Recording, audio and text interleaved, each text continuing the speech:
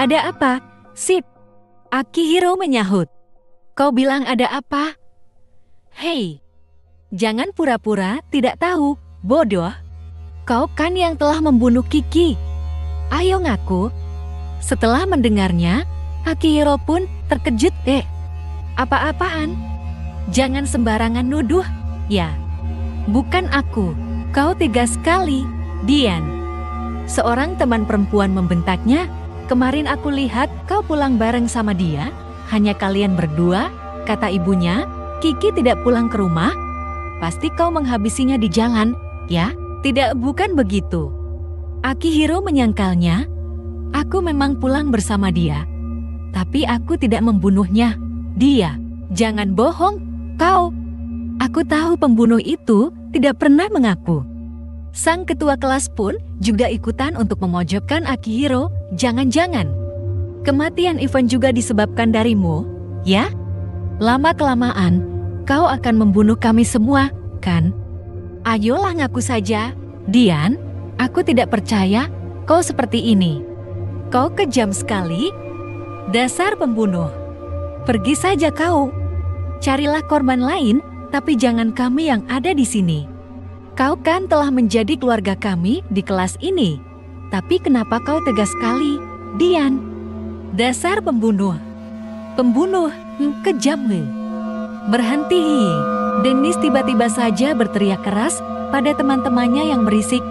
Ekspresi wajah kesal yang dikeluarkan Dennis saat ini, ia berjalan menghampiri Akihiro lalu berdiri di depannya. Ia ingin melindungi sahabat yang sudah menjadi keluarganya itu dari tuduhan teman-temannya. Kak Dian tidak pernah melakukan itu. Dia orang baik, teman-teman kita meninggal karena hal lain yang tidak bisa dijelaskan. Apa maksudmu, Dennis? Tanya ketua kelas heran. Jika aku beritahu juga, kalian tidak akan percaya padaku. Pokoknya kematian mereka bukan karena pembunuhan, apalagi dibunuh sama Kak Dian. Pokoknya bukan. Tolong jangan fitnah Kak Dian seperti itu. Tidak baik tahu. Melihat Dennis yang membelah Akihiro telah membuat Cahya dan Akihiro sendiri jadi terharu, mereka benar-benar terkejut dengan apa yang Dennis katakan. Lalu mereka itu meninggal karena kenapa? Tanya salah satu orang di kelas. Jawabannya, mereka itu bunuh diri. Jawab Dennis dengan tegas, semuanya pun terkejut dan mereka masih tidak mempercayai ucapan Dennis sampai akhirnya Dennis terpaksa harus menjelaskan tentang kasus kematian kedua teman sekelasnya itu. Kalian pasti tidak pernah baca berita. Akhir-akhir ini kan banyak orang yang hilang. Saat mereka ditemukan, mereka telah meninggal di tempat mereka ditemukan. Dari mana kau tahu cerita itu? Di mana mereka terbunuh? Aku punya temanku yang, bukan. Dennis ingin memberitahu kalau temannya yaitu Ri adalah seorang detektif yang bekerja sama dengan kepolisian. Tapi Dennis tidak ingin memberitahunya karena Ri sendiri tidak ingin pekerjaannya itu diketahui orang yang belum ia kenal. Jadi Dennis terpaksa menghentikan perkataannya dan mengganti topiknya dengan cepat. Aku tahu dari kabar-kabar di berita TV. Mereka bilang ada rumah tua misterius yang angker dan suka memancing banyak orang untuk bunuh diri di sana. Intinya aku masih belum tahu pasti penyebabnya. Initnya sekarang, jalan menuju rumah itu telah ditutup aja agar orang lain tidak masuk ke sana dan menjadi korban lagi, jelas Dennis. Mereka semua pun langsung terdiam setelah mendengarnya. Dennis mengambil napas panjang karena ia lelah jika bicara panjang lebar. Lalu tak lama kemudian, seseorang kembali membentaknya. Mana ada hal seperti itu? Tidak masuk di akal. Kau pasti mengarang tempat itu, ya? Aku saja tidak pernah mendengar cerita seperti itu. Tidak, kawan-kawan. Berita ini beneran asli. Cahya juga ikut bicara untuk membantu Dennis. Aku pernah melihatnya sendiri. Rumah itu memang benar ada dan menyeramkan.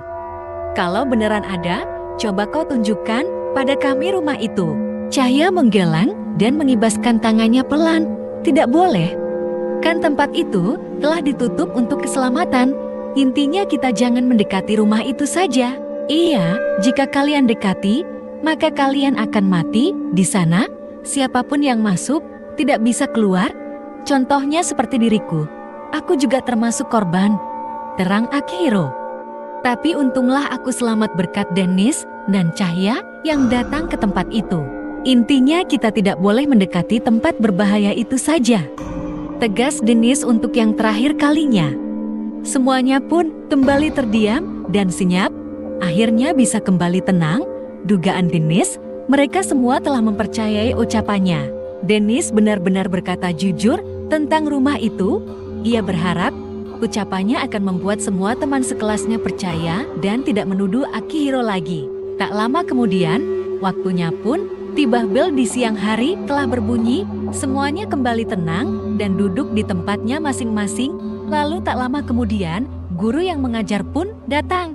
Pada awalnya, sang guru membahas tentang kedua teman mereka yang meninggal. Semuanya pun kembali berduka dengan mendoakan mereka yang telah tiada. Setelah doa yang dipimpin sang guru pun selesai, mereka memulai pelajaran pertama. Di lain tempat, Rei dan Alicia sedang berkeliling kota dengan mobil polisi. Rei duduk dengan sabuk pengaman.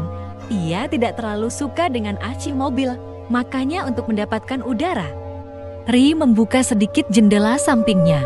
Ia juga selalu berdiam diri dan memandang keluar jendela, sementara Alicia sibuk menyetir. Lalu tak lama kemudian, Alicia yang merasa kesepian karena tidak ada yang mengajaknya bicara.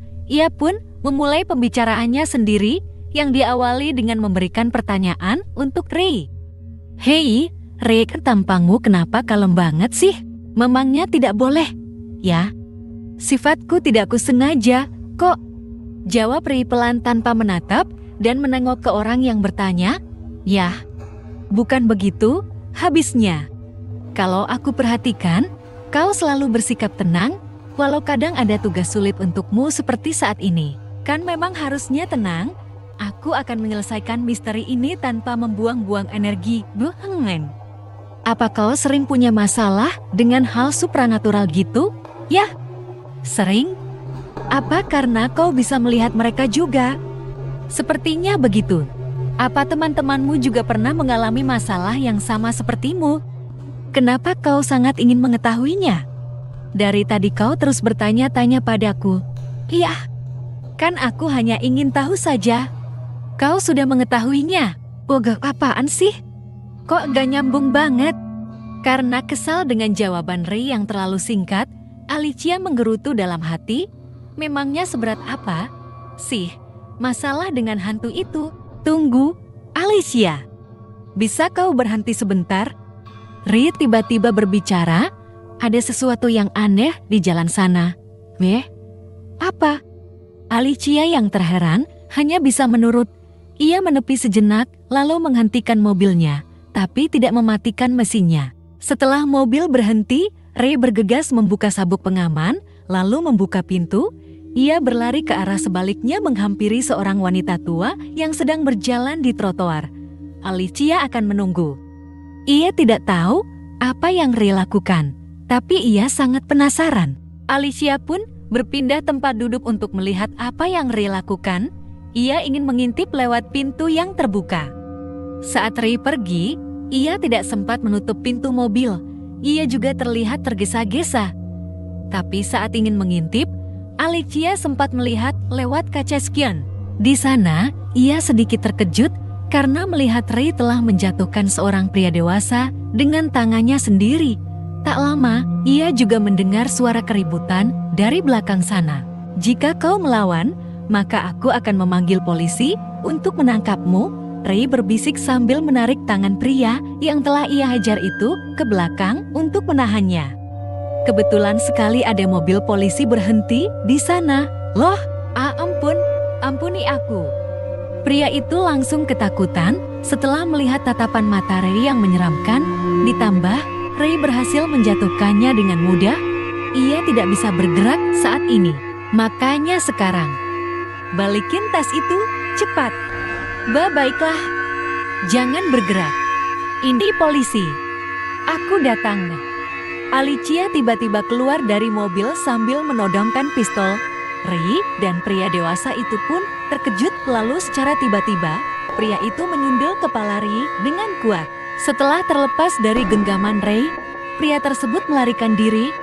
Alicia menyadari kalau pria itu adalah pencuri.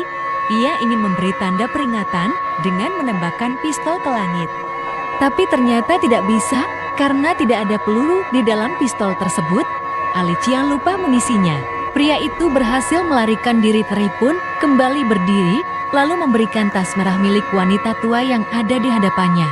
Untung saja pria tadi tidak sempat mencuri tas itu, karena di dalamnya terdapat dompet dengan uang yang banyak dan ponsel. "Terima kasih banyak telah menyelamatkan tas saya," ucap nenek tua itu pada Ray. Ray hanya mengangguk. Lain kali jangan berjalan sendirian dengan barang berharga seperti itu. "Ya, saya akan mengingatnya, tapi saat ini saya ingin pergi ke bank." "Oh, kalau begitu biar saya antar agar lebih aman." "Oh, tidak usah. Tempatnya dekat lagi kok. Ngomong-ngomong, apa kau baik-baik saja?" "Iya, aku tidak apa-apa." "Syukurlah. Kalau begitu saya duluan." "Ya. Sekali lagi terima kasih." "Iya, sama-sama. Hati-hati di jalan." Nenek itu pun pergi. Setelah itu, Alicia datang menghampiri Ray. "Hei, kau baik-baik saja?" "Iya, tidak apa-apa," jawab Ray, lalu matanya melirik ke arah pistol kosong yang dipegang Alicia. "Untuk apa kau membawa senjata itu jika tidak berguna?" Alicia yang mendengarnya pun langsung terkejut dan malu. Dengan cepat, ia menyembunyikan pistol tersebut di balik badannya. "Ah, ini untuk berjaga-jaga. Aku hanya lupa untuk mengisi pelurunya. Itu saja." Ray mempercayai alasan yang ia buat itu. Ekspresinya tidak pernah berubah. Alicia sudah terbiasa dengan sikap Ray. Ia hanya bisa senyum saja menatap Ray. Tapi ada sesuatu yang membuat Alicia menyipitkan mata saat melirik bibir Ray. Di pinggir bibirnya terdapat memar kebiruan. Alicia tahu Ray pasti habis kena pukul oleh pencuri tadi. Dengan cepat, ia menarik tangan Ray dan membawanya ke dalam mobil. Sementara Ray hanya berteriak, "Tunggu, tunggu," dan bertanya, "Ada apa ini?" Namun ia tetap membiarkan tangannya ditarik Alicia.